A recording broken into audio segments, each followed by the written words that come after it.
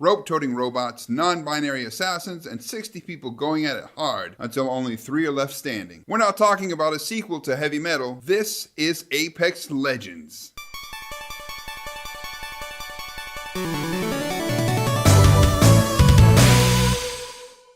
Apex Legends is a 2019 squad-based first-person shooter battle royale. It was developed by Respawn Entertainment and published by Electronic Arts. That sentence right there is what had me worried about this game and about anything else that Respawn is going to do. Because as you guys know, Respawn has an amazing track record. This is the team behind the original Call of Duty Modern Warfare. They're also the team behind Titanfall and the amazing Titanfall 2. So when they announced that they had partnered with Electronic Arts shortly after Titanfall 2 came out, a lot of gamers, including myself, were pretty bummed out. And that was because our main concern was that EA would run them into the ground like they have so many other talented studios. Luckily, EA has learned their lesson, and they are listening to Respawn Entertainment, who are very vocal about issues that they have with the company and with anybody else for that matter. The game was released on the same day that it was officially announced. Sure, there were rumors that something was coming out, but no one really knew what it was for sure, except for some streamers who got to do some behind-the-scenes stuff, but we didn't get to see that either until the day that it was announced. And even though I knew it was from Respawn Entertainment and that whatever it was should be quality, I was still worried because, again, they had partnered with EA. But some of the statements that they made when they released the game and some of the statements that they said previously to the release about their company and about partnering with EA and everything else helped ease my mind and helped ease a lot of other gamers' minds. I'll be honest, I was totally burnt out on the Battle Royale genre. Sure, some games had certain mechanics that others didn't, like Fortnite with its building, PUBG being a little more tactical, Realm Royale had its little magic and its fantasy stuff, but there wasn't much else there and it wasn't really innovating. It was just the same old stuff with 1 or 2 small changes. But when Respawn announced that this game takes place in the same universe as Titanfall, I was stoked, especially given the fact that Titanfall 2 was just perfection. Titanfall 2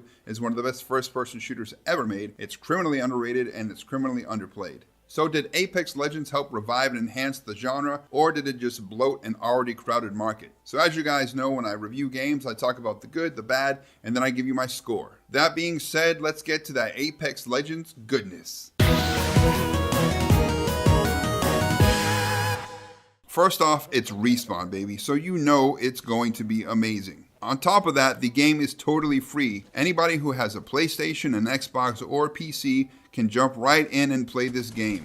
If you haven't played a Titanfall game before, no worries, because they have a great tutorial that lets anybody jump in, learn the mechanics, and then get straight into the game. When it comes to gameplay itself, it runs super smooth. It's got that nice Titanfall movement. You can't wall run or string different movements together, but it still is fast, fluid, and fun. Apex Legends is not just another battle royale. It has a lot of things that set it apart. First of all, you play in a trio, so it's you and 2 other teammates. If you get hit, your teammate can revive you. If you get killed, they can respawn you at a respawn point within 1 minute. All they have to do is run over to your kill box, grab your banner, bring it to a respawn point, shove that thing in there, and then boom, you're dropping in from a ship and you're right back with your teammates in the fight. Just that one change alone adds a whole new dynamic to Battle Royale, but there are a lot more things that they added that make it even more special. You have these distinct heroes, almost like Overwatch. It starts with 8, you have 6 that are already unlocked, and there are 2 more that you can unlock through either playing, and grinding out the game, or you can just buy some coins or whatever and then unlock them that way. You also have this incredible ping system that lets you mark where you want to go on the map. All the other players can confirm where they want to go. You can mark anything really because it's contextual. So if you ping a gun, it tells everybody on your team what kind of gun it is and where it is, and they can run over and get it. Even if they're, in a whole other building, they can see where you marked it. If you mark some enemies across the map, they'll see where the enemies are, which is a lot more efficient than calling out enemies at 150 or whatever, because maybe the teammate's not that good at navigating and all that kind of stuff. The ping system even lets you really play with people who aren't communicating via microphones. I still enjoy playing with people who use mics because I like talking to them. I like communicating and coming up with plans. You also still use the ping system, which just makes you guys even more lethal together.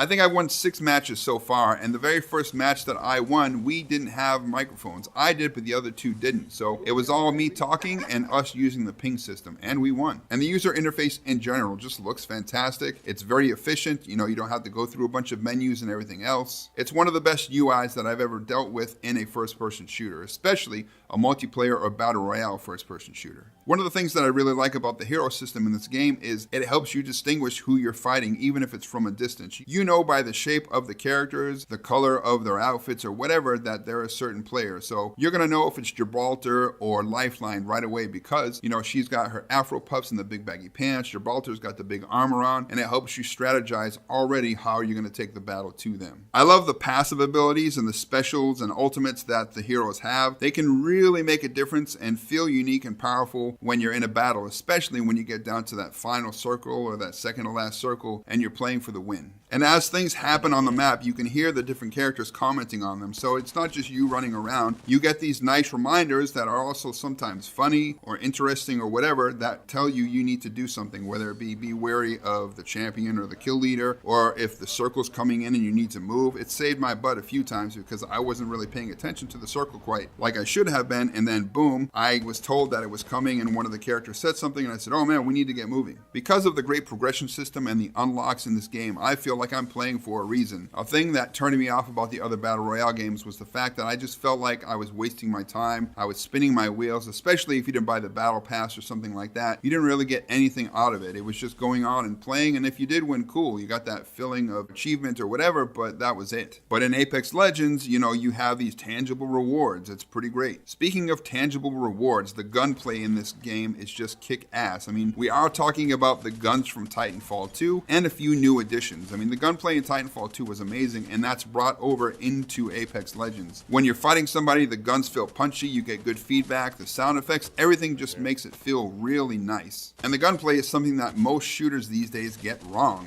The feel of it, they just don't have that intensity, they don't have that punch, and this game nails it. Speaking of nailing it, this game nails every technical aspect that you can have in a game, whether it be art design and graphics, sound design, the mixing, everything is spot on, it's perfect. There is nothing wrong with anything in this game as far as the presentation, and that presentation is what makes this game so great for streaming or content creation, for YouTube or whatever. It just looks great, it sounds great, it feels great, it's fun to watch, and it's already taken YouTube and Twitch by storm. It's really easy to ask your friends to join you or for them to invite you to a game, and you get bonus points if you guys play together, which is always great. I'm going to be honest too, this game is really addictive. I never really got too hooked to Fortnite or PUBG or any of the other ones, Blackout. Again, because of the progression, a lot of other stuff, but everything is so spot on in this game, it just keeps you wanting to play, It's a lot of carrot on the stick, whether it be just playing another match with your friends and having fun, or you're almost to that next unlock. There's a lot of things that make you want to keep going. And as I said earlier, the audio is really nice in this, and something that it nails that all the other Battle Royale games have really been weak on is directional audio. The directional audio in this is flawless, not just from the direction they're coming, but also the height and the distance. I mean, you can hear all of that stuff in the audio. You get great audio feedback and indicators. It's second to none. Even the melee is really effective if you don't have a weapon. If you land next to somebody and they grab a pistol or a shotgun or whatever, if you are quick enough, you do enough clever movements, and you just keep hitting them, you can win that battle and take that gun from them. I have won quite a few battles with melee against people with guns. But that won't happen often because the weapon and gear pickups are really fair, and depending on where you land, you're going to find some good stuff straight away, and there's almost always enough for your team to go around as long as you landed in the right spot. And even landing in the right spot is pretty easy to do as long as you and your team are communicating, whether it be through microphones or using the ping system. At the beginning, you guys will all jump in together. You tell the jump master where you want to go, and he agrees or he disagrees, and he'll decide where it is. And if you're the jump master, then your friends can say, hey man, I want to go over here to the swamps, or I want to go, to this warehouse or whatever. And then you guys all say yay or nay. And if, you see a few people that are going there too, then you can break off and go to the left together or to the right. It's real easy to alter your course in this. You're not stuck to one thing. And even at the end of the jump, if you guys want to break off and separate, and go to different buildings in the same area, you can do that. And thanks to that ping system, you can still communicate with each other really well, even if you don't have mics. Like I said, marking weapons, ammo, where you want to go, you can do all of that. There's a lot of verticality in a varied and great looking environment. The map is fantastic. It's not just one big flat map like all the other Battle Royales. You have all these separate, almost like battle arenas that are separated by walls, whether it be the actual metal walls or natural barriers or crashed ships or, skeletons of these old ancient prehistoric beasts. There's all this stuff that separates the arenas from one another. And there's only a few ways to get in and out. So it makes you think strategically about how you're going to defend it. It makes you think about your approach and if you're going to slide in or run in, try to be stealthy. It's really cool. There's not a lot of music in the game, but the stuff that it does have is really great. It takes this futuristic feel and adds a little bit of synth and John Carpenter-esque stuff to make it really memorable, and it really sticks in your head for the rest of the day after you've played. The graphics are really just stylish and pretty. It adds a lot of personality to the game, whether it be the maps, the heroes, all the detail within the maps and the buildings. It just really sets it apart from all of the others. One of the things that I really like too that separates it from the other Battle Royale games are the hot zones and the supply ships. When you jump out of your ship and you make it to a hot zone or a supply ship and you win any initial battles there are, you get a lot of great gear. It's high risk, but it's very high reward. And once you've cleared that hot zone or that supply ship of all that really good gear, you move on to the next spot, you clear it all out. And if you want to get someplace quickly or the circle's starting to close in, they have these jump zones where you zoom up this rope and then you can wingsuit right off of that and go someplace else. Something else that's nice is when you're running around and you're getting kitted out, when you're running over the gear and you're equipping it, the game doesn't let you equip weaker attachments to your gun. The ammunition is color-coded, which lets you know right away, oh, that's red, that's shotgun shells, I don't need shotgun shells, I need heavy ammo, so I'm looking for the blue boxes. And say you do want to switch to a shotgun, you have an SMG, you run over, you grab that gun, all of your attachments from your SMG automatically transfer over to the weapon that you just picked up. And now earlier I said that there are 8 playable characters, 2 of them need to be unlocked. It is feasible to unlock at least one of them through strictly gameplay. It took me about 100 matches to unlock Caustic, which obviously is a while. It's a couple days. It was definitely worth it because I'm a support player. I like to lock down areas and keep everybody safe. So I set all of my chemical traps, on the outside and inside of doors. So if anybody tries to get in, then they get stuck in those traps. They can't see, they're getting choked out. Caustic can see through the smoke and he can shoot them. Something else that was unexpected was this game has actually made Titanfall 2 popular again, outside of course the hardcore player base that were still playing it,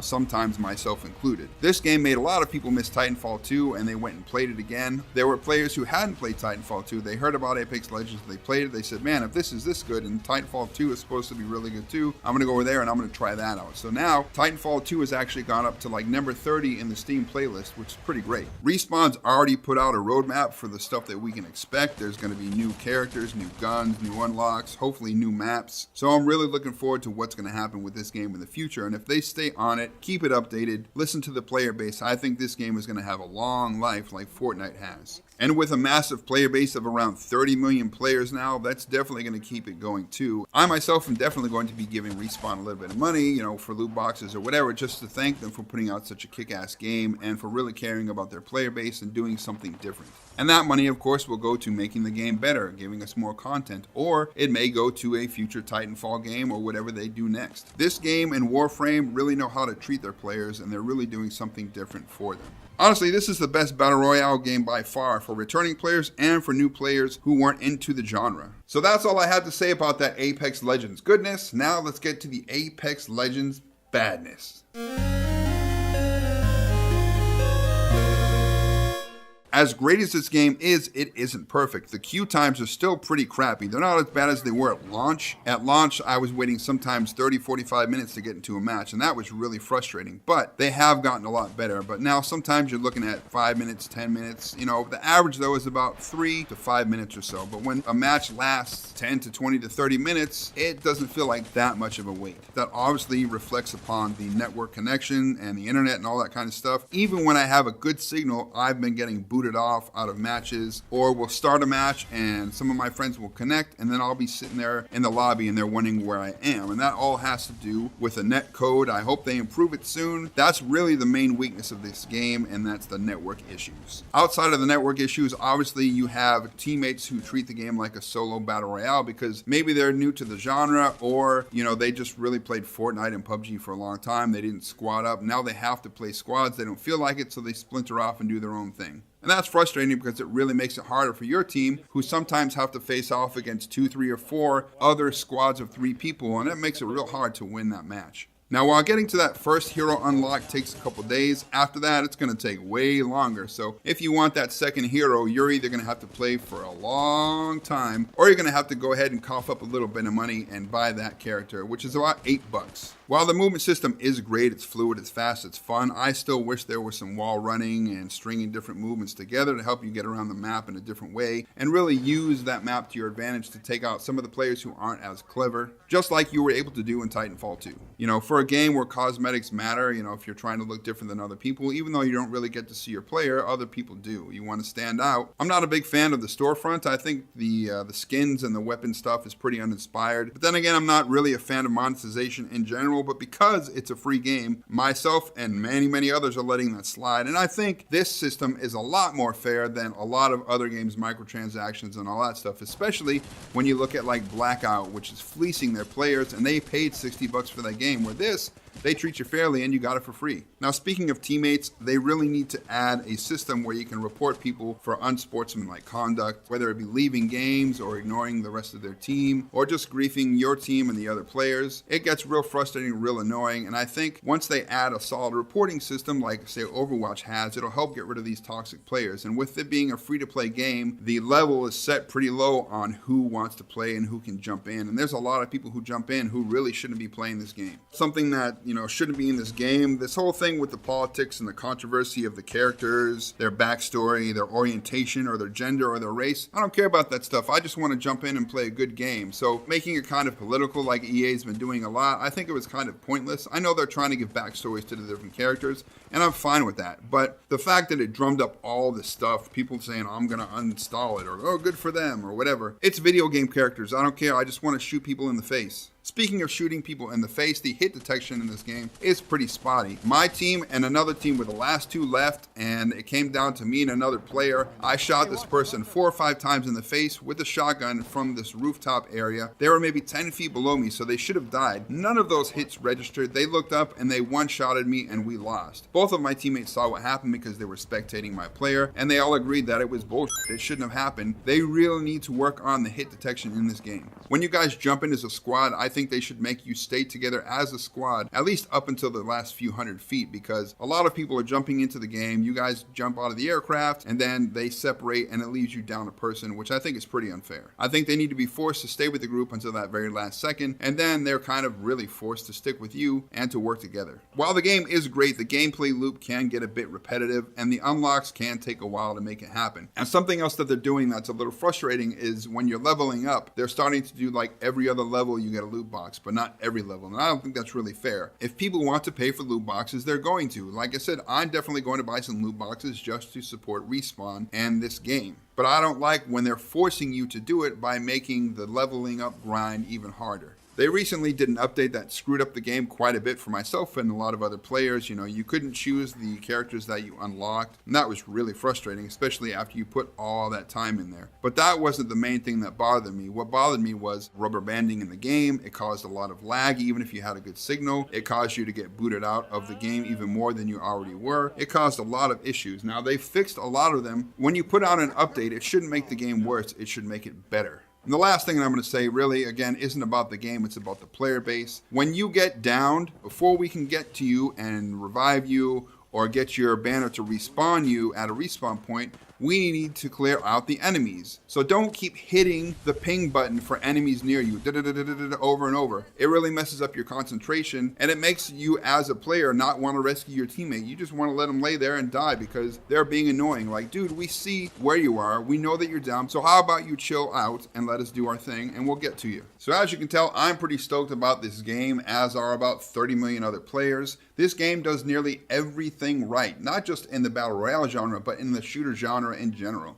Sure, the game has network issues. It has a lot of selfish idiots in the player base, and it does have some loot boxes and monetization, but it is a free-to-play game.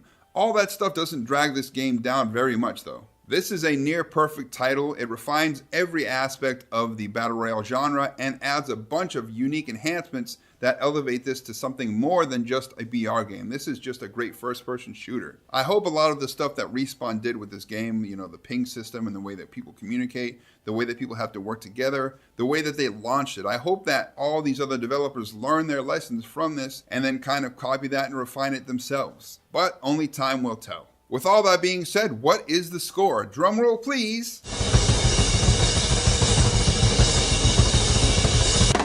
8 out of 10.